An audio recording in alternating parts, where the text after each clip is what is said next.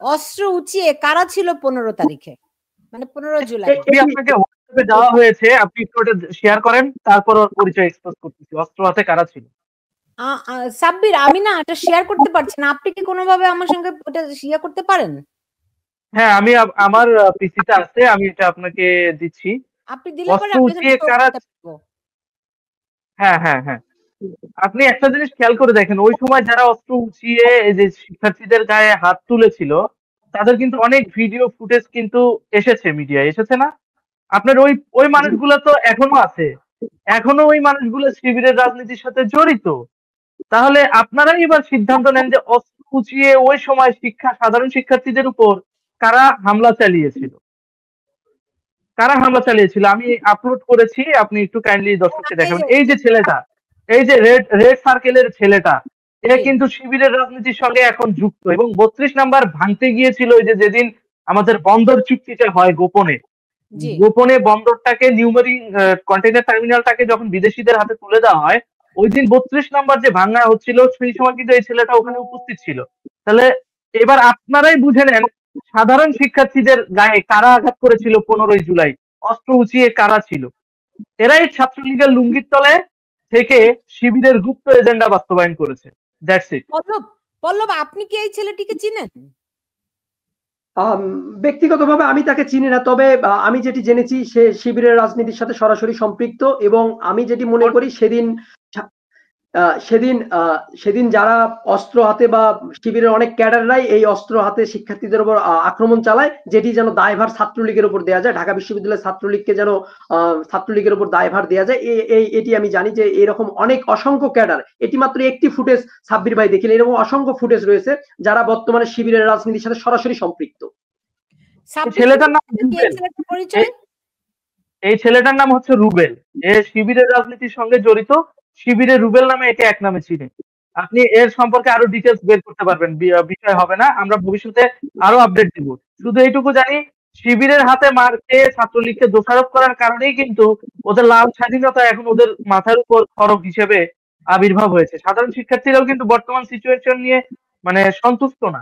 কেন সন্তুষ্ট না? কারণ কি, ম্যান তো চেঞ্জ হয় নাই, চরিত্র চেঞ্জ হয় নাই, কিন্তু মাঝখান দিয়ে যারা তাদেরকে প্রোটেক্ট করতো সাধারণ শিক্ষার্থীদের, সেই প্রোটেক্টিভ যে লোকগুলো ছিল, এরা এখন নিজেদের যান রক্ষার্থে নিরাপত্তার কারণে। এখানে একজন একটা মন্তব্য করেছেন, হারুনার রশিদ, তিনি বলছেন যে জঙ্গিদের কাজ দেশ ধ্বংস করা, ছাত্রলীগ কখনো এমন হয় না, সাধারণ মানে আবরার ফাহাদকে শিবিরই মেরেছে। এটা তো এখন দিবালোকের মতো পরিষ্কার। কারণ শিশির মনির নামে যে অ্যাডভোকেটটা আবরার ফাহাদের আসামি পক্ষের আইনজীবী, ছবিটা একটু সরাইলে আমি আরো ডিটেলসে বলতে সুবিধা হবে, কমিউনিকেশন করতে সুবিধা হবে। শিশির মনির নামে যে আইনজীবীটা আছে, এটাও সম্পূর্ণ জামাতের। তাহলে এই শিশির মনির আবরার হত্যাকাণ্ডের আসামি পক্ষের আইনজীবী হয় কিভাবে, যেখানে আবরারকে জামাতই প্রমোট করতেছে? আচ্ছা, আবরারকে যদি জামাত প্রমোট করে, তাহলে জামাতের যে মানে জামাত তো চাইবে আসামিদের শাস্তি হোক, তাই না? তাহলে আসামিদের ছেড়ে দিল কেন শিশির মনির? সেও তো জামাতের রাজনীতি করে, তার মানে বুঝতে হবে ওদের দিয়ে কাম করায় নেওয়া শেষ, এখন ওদের সময় চলে আসছে, এখন আস্তে করে ওদেরকে বাইর করে ফেলবে, রিকভার। পল্লব, আপনাদের কি কোনো উপায় আছে হাইকোর্টে আপনাদের ছাত্রত্ব ফিরিয়ে দেওয়ার জন্য কোনো রিট করা বা এরকম কোনো কিছুর চেষ্টা আপনারা করেছেন কিনা? আমরা মনে করি এই অবৈধ ইউনূস সরকারের হাইকোর্টে আমরা আপিল করব না। আমরা আমরা এই হাইকোর্ট মানি না। এই অবৈধ ক্যাঙ্গারু কোর্টে আমরা বিচার চাই না। আমরা চাই এই ইউনূস সরকার পদত্যাগ করুক। এই ইউনূস সরকারের বিচার, এই ইউনূস সরকারের পদত্যাগের মাধ্যমেই ছাত্রলীগ আবার ক্যাম্পাসে ফিরে যাবে। আমরা একটি সুষ্ঠু সমাধান চেয়েছিলাম, আমরা সেই সুষ্ঠু সমাধান পাইনি। আমরা ভিসি প্রক্টরকে বরাবরই জানিয়েছিলাম যে আমরা যদি আমাদের ছাত্রলীগের নেতা কর্মীরা আমাদের মতাদর্শের জায়গা থেকে তারা যদি আমাদের সাথে আলোচনা করতে আগ্রহী হইতো, আমাদেরকে আত্মপক্ষ সমর্থনের সুযোগ দিত, তাহলে আমরা সেটি ভেবেচিন্তে দেখতাম যে এই প্রশাসনের সাথে আমরা আলোচনা করতে যাব কিনা। কিন্তু আমাদেরকে আত্মপক্ষ সমর্থনের কোনো সুযোগ এখানে দেয়া হয়নি। সাব্বির ভাই একটু আগে যেটি বলতেছিলেন যে এই ঢাকা বিশ্ববিদ্যালয় ক্যাম্পাসের ছাত্র রাজনীতি নিষিদ্ধ করবে, তারা হলে হলে প্রজ্ঞাপন জারি করলো ছাত্র রাজনীতি নিষিদ্ধ হবে, ঠিক আছে। তাহলে এখন কারা রাজনীতি করছে ঢাকা বিশ্ববিদ্যালয়? আমার প্রশ্ন, এখন কারা রাজনীতি করছে? এটি যদি আমরা পলিটিক্যাল সায়েন্সের ভাষায় বলি, যেটিকে পলিটিক্যাল সায়েন্সের ট্রাম বলে হচ্ছে সিলেক্টিভ ডিপলিটিসাইজেশন। অর্থাৎ সিলেক্টিভ ডিপলিটিসাইজেশন এমন একটি থিওরি, সেটি হচ্ছে যে যখন সরকার বা রাষ্ট্র নির্দিষ্ট একটি পক্ষকে রাজনীতি থেকে বিতাড়িত করতে চায়, রাজনীতি থেকে মাইনাস করতে চায়, তখন তারা এই টার্মটা ইউজ করে, যেটিকে বলা হয় সিলেক্টিভ ডিপলিটিসাইজেশন। অর্থাৎ ছাত্রলীগকে সিলেক্টিভ ভাবে পানিশমেন্ট দিয়ে বিশ্ববিদ্যালয়ের যে জামাতি ভিসি প্রশাসন, জামাতি যে প্রশাসন রয়েছে, তারা সিলেক্টিভ ডিপলিটাইজেশনকে বাস্তবায়ন করছে। এবং আমরা এই প্রশাসনের প্রতি ধিক্কার জানাই। আমরা এই হাইকোর্টে আপিল করতে চাই না, বা এই বিচার ব্যবস্থার কাছে আমরা মাথা নত করতে চাই না। আমাদের দাবি একটাই, ঢাকা বিশ্ববিদ্যালয় ছাত্রলীগের নেতাকর্মী তাদের শিক্ষা জীবন, ছাত্রলীগের জন্য শিক্ষা জীবন তারা যে শিক্ষা জীবন ছাত্রলীগ করার কারণে তারা যে শিক্ষার অধিকার থেকে বঞ্চিত, আমি বিশ্বাস করি এমন একদিন বাংলাদেশের বুকে আসবে, সেদিন ছাত্রলীগ নেতাকর্মীদের ঢাকা বিশ্ববিদ্যালয়ে বরণ করার জন্য লাল গালিচা সংবর্ধনা দেওয়া হবে। ছাত্রলীগ নেতাকর্মীরা এই ঢাকা বিশ্ববিদ্যালয় থেকে ডিলিট ডিগ্রি পাবেন, কেউ বা ঢাকা বিশ্ববিদ্যালয়ে ভিচি হবেন, শুধুমাত্র ছাত্রলীগ করার জন্য। যারা যে আজকে লাঞ্ছনার শিকার হয়েছেন ছাত্রলীগ করার জন্য, তারা তাদের শিক্ষা জীবন থেকে বঞ্চিত হয়েছেন, এমন একদিন বাংলাদেশে এমন একদিন আসবেন, সেদিন ছাত্রলীগ নেতাদেরকে তাদের যোগ্য সম্মান, প্রাপ্য সম্মান বাংলাদেশ ফেরত দিবে। বাংলাদেশের সাধারণ মানুষই সেটি। আমার আরেকটি প্রশ্ন জানতে ইচ্ছা করছে, এত পরিমাণ শিবির ছাত্রলীগে ঢুকলো কি করে? আসলে এটি একটি গুরুত্বপূর্ণ প্রশ্ন করেছেন আপনি। আসলে দেখুন, আমরা যখন ছাত্র রাজনীতির সাথে সম্পৃক্ত হই বিশ্ববিদ্যালয়গুলোতে, প্রত্যেকটা বিশ্ববিদ্যালয়ে দেখবেন যে শিবির হঠাৎ করেই কিন্তু মাথাচাড়া দিয়ে ওঠে। তাদের এটি একটি পরিকল্পিত মাস্টার প্ল্যান। অর্থাৎ তারা যখন বিশ্ববিদ্যালয়ে ভর্তি হয়, বিশেষ করে আমি যতটুকু জেনেছি, যে তাদের স্কুল লাইফ বা কলেজ লাইফ থেকে তাদেরকে তৈরি করা হয়, যে যারা শিবির করবে তাদেরকে স্কুল কলেজ লাইফ থেকে ওভাবেই ট্রেন করে তাদেরকে তৈরি করা হয়। যখন বিশ্ববিদ্যালয়ে একটি ছেলে ভর্তি হয়, আমি আমার হলের উদাহরণ দিয়ে বলি। আমি জাতির জনক বঙ্গবন্ধু হল ছাত্রলীগের প্রার্থী ছিলাম। আমি বঙ্গবন্ধু হল ছাত্রলীগ কর্মসংস্থান সম্পাদক ছিলাম। তো আমার হল কমিটির যখন প্রেসিডেন্ট সেক্রেটারি ছিলেন, তারা আমার সেক্রেটারি মাহবুবুর রহমান, উনি এখন জেলে রয়েছেন, প্রায় 1 বছর যাবত তিনি জেলে বন্দী। মাহবুবুর রহমান আমার হলের বর্তমান সেক্রেটারি। তো আমাদের হল কমিটির সময় আমরা যেটি পরিলক্ষিত হয়েছে, যে যারা মূলত শিবির করত, এরা নিজেদেরকে প্রমাণ করার জন্য, বিশেষ করে আপনি দেখবেন যে ছাত্রলীগকে নিয়ে একটা বাজে মন্তব্য মিডিয়াতে বলেন, সব জায়গায় একটা অপপ্রচার চালানো হয়েছে ছাত্রলীগ গেস্ট রুম কালচার নিয়ে, যে ছাত্রলীগ গেস্ট রুম কালচারে নির্যাতন চালায় শিক্ষার্থীদের, ছাত্রলীগ গেস্ট রুমে শিক্ষার্থীদের ভয়ভীতি প্রদর্শন করে।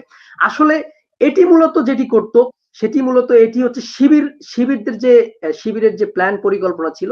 শিবিরের ছেলেমেয়েরা কি করতো, গেস্ট রুমে গিয়ে অ্যাগ্রেসিভ আচরণটা তৈরি করত, যেন এটি ছাত্রলীগের বদনাম হয়।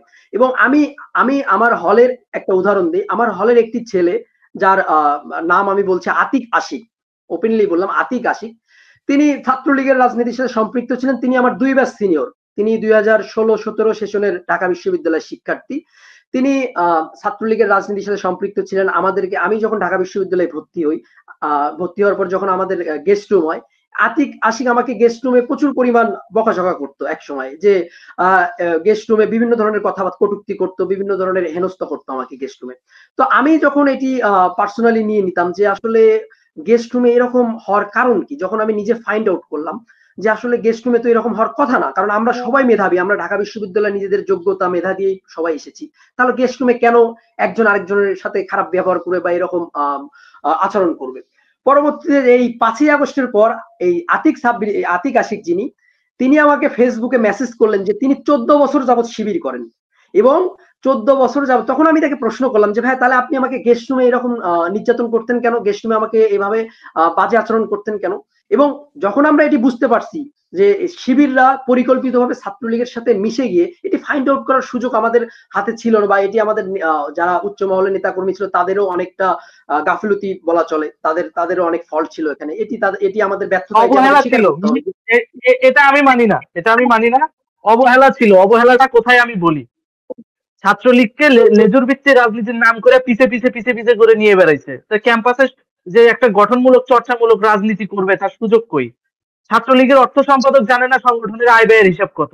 ছাত্রলীগের পাঠাগার বিষয়ক সম্পাদক জানে না যে কিভাবে আমি কোন বইটা আমার জুনিয়রকে দিলে সে ছাত্রলীগের মূল পয়েন্ট অফ ভিউতে রাজনীতিটা করবে এবং শিবির ফাইন্ড আউট করবে। আরেকটা বিষয় আছে, খেয়াল করে দেখবেন, আমি যেটা আমার ব্যক্তিগত অবজারভেশন ক্যাম্পাসে করছি, সেটা হচ্ছে এই যে কাউমি মাতা হইতে যাইয়া কাউমি মাদ্রাসার স্টুডেন্টদের যে পরিমাণ সার্টিফিকেট দিয়ে ঢাকা বিশ্ববিদ্যালয়ে ঢোকার সুযোগ করে দিছে, এইটার কারণে বাংলাদেশ একটা উচ্চ মার্গীয় মাদ্রাসায় পরিণত হয়েছে। এবং এই উচ্চ মার্গীয় মাদ্রাসাটা সেকুলারিজম প্র্যাকটিস তো দূরের কথা, কিংবা অসাম্প্রদায়িক প্র্যাকটিস তো দূরের কথা, তারা ছোটবেলা থেকে পড়াশোনা করে আসছে, বঙ্গবন্ধুকে ভাঙ্গা বল্টু বলে জেনে তারা সবসময় শিক্ষা নিয়ে আসছে। তারপরে পতাকাকে সেলুট দিলে শিরক হয়, এইটা জেনে আসছে। তারা যখন বিশ্ববিদ্যালয়ে এসে অসাম্প্রদায়িক রাজনীতির কথা করবে, মানে প্র্যাকটিসিজম তাদেরকে যখন করানোর চেষ্টা করা হবে, তারা কি করবে? করবে না। বরং তারা ওই রাগটা, ওই ঝালটা, যেটা তাদের একেবারে পারিবারিক শিক্ষার পরে ছোটবেলা থেকে যেটা শিখে আসছে, সেইটাই তখন তোমাদের উপর গেস্ট রুমে অ্যাপ্লাই করছে। এবং বদনাম হয়েছে ছাত্রলীগের, কারণ ব্যানারটা ছাত্রলীগ ছিল, তোমরা সবাই ছাত্রলীগ বানাইতে দেয়া তোমরা মানে আমাদেরকে সংখ্যালঘু বানাই দিছো, সাধারণ জনতাকে, আর কিছুই না। পল্লব, যখন এরকম নির্যাতন চলতো তখন ছাত্রলীগের নেতৃত্ব পর্যায়ে যারা ছিল তারা কি করত? তারা কেন প্রশ্রয় দিত? এবং ধরেন ধরেন শিবিরই গুপ্ত পরিচয়ে ছাত্রলীগ নাম নিয়ে এই অত্যাচারগুলি করত, তো তার বিরুদ্ধে শাস্তিমূলক ব্যবস্থা নেওয়া উচিত ছিল দলের কমিটির পক্ষ থেকে। আসলে যখন আমাদের বর্তমান যে বাংলাদেশ ছাত্রলীগের কমিটি রয়েছে, বাংলাদেশ ছাত্রলীগের সভাপতি সাদ্দাম হোসেন এবং শেখ ওয়ালি আসিফ ইনান, যিনি, এনারা যখন ক্ষমতায় আসেন, এনারা যখন দায়িত্ব পান, এরপরে বাংলাদেশ ছাত্রলীগ গেস্ট রুমের যে বিষয়টি ছিল, এটি গেস্ট রুমটা আমরা পুরোপুরি বিলুপ্ত ঘোষণা করা হয় ঢাকা বিশ্ববিদ্যালয়ে। ঢাকা বিশ্ববিদ্যালয়ে গেস্ট রুম তখন আর চালু ছিল না। আমরা গেস্ট রুম বলতে তখন সে আমাদের যারা জুনিয়র কর্মী ছিল হলের, আমরা তাদেরকে নিয়ে আড্ডা দিতাম। বিভিন্ন, যেটি সাব্বির ভাই বললো যে আমাদের আমরা কিন্তু এটি চালু করেছিলাম, যে আমরা কিন্তু ধাপে ধাপে সেই দিকে আগাচ্ছিলাম যে মেধাভিত্তিক রাজনীতির চর্চা কিভাবে করা যায়।